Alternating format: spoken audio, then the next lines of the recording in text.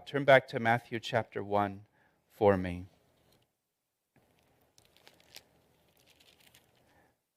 And I just want to make a few comments about this genealogy in verses 2 to 16 here in Matthew chapter 1. We're not going to go through every name, but I just want to point out a few things about this genealogy.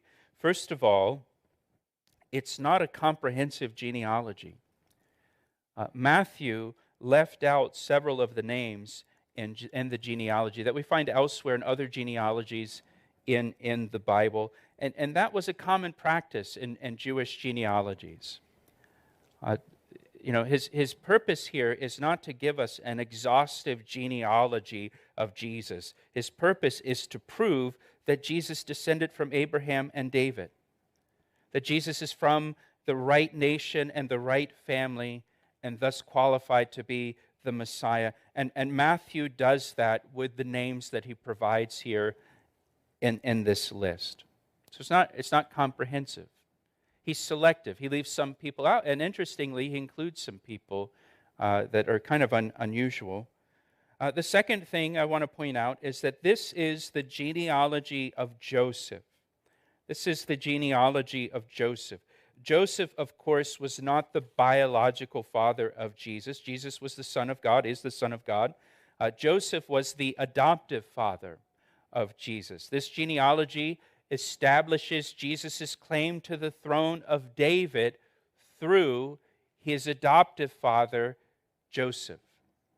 In Luke's Gospel, chapter 3, we have another genealogy.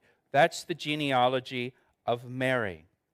Mary was also a descendant of David. So Jesus' lineage is traced back to David through his adoptive father, Joseph, and also through Mary. The third thing is I want you to notice in verses 11 and 12 the mention of Jeconiah in the line of Jesus. Do you see Jeconiah's name there in verses 11 and 12? Now, Jeconiah, he may not be familiar to most of us. But remember, Matthew is writing to Jews. And Jews knew who Jeconiah was. Jeconiah was one of the kings of Judah.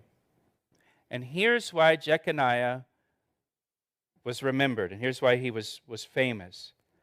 Jeconiah surrendered the kingdom of Judah to Nebuchadnezzar and the Babylonians without a fight. Jeconiah gave himself and the kingdom of Judah to the Babylonians. He just handed it to them when they showed up without putting up a fight at all. It was a disaster under Jeconiah. The nation was taken into slavery in Babylon and entered into one of the darkest times in Israel's history. Jeconiah was a horrible king. And in Jeremiah chapter 22, if you're taking notes, Jeremiah 22 verses 28 to 30, God pronounces a curse on Jeconiah. And God said, listen, none of Jeconiah's descendants would ever sit on David's throne again.